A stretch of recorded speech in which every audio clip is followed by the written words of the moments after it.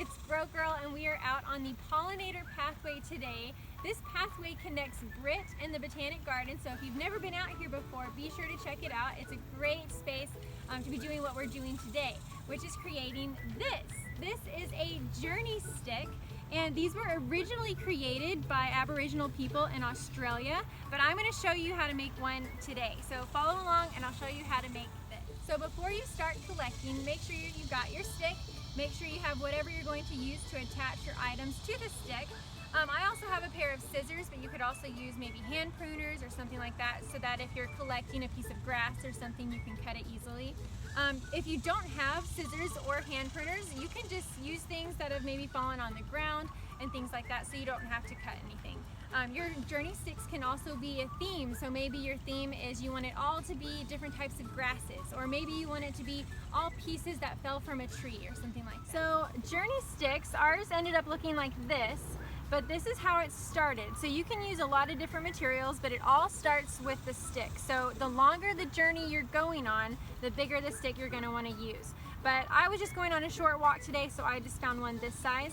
And we have attached rubber bands up and down the stick like this, but you can use things like string or yarn, or even if you have some floss or something like that, you can use. And this is how we're going to attach all of the things we find on our walk.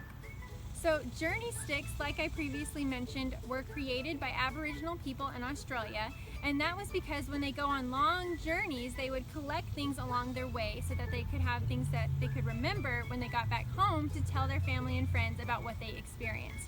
So you're gonna do something just like that. As you're walking, you're gonna collect things from the top down, that way they occur in the order in which they happened.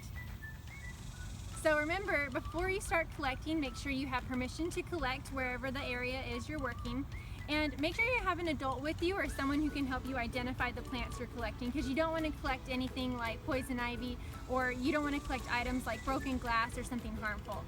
You also want to make sure that you aren't collecting too much of that one species in that area, because you want to make sure that the population can survive.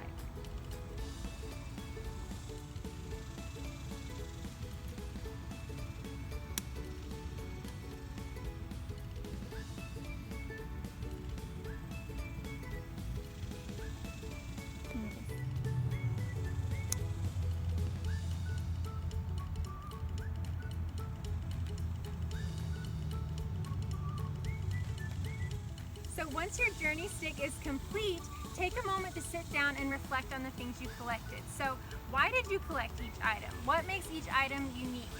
And think about what each item maybe reminds you of, or what part of the journey does it remind you of. Share with your family and friends what you collected and why.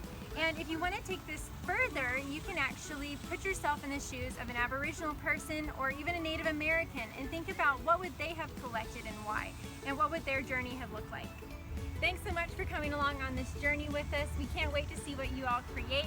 Be sure to tag us in a picture online and come and visit us at the Botanic Garden to help you create your journey stick. Thanks and see you soon.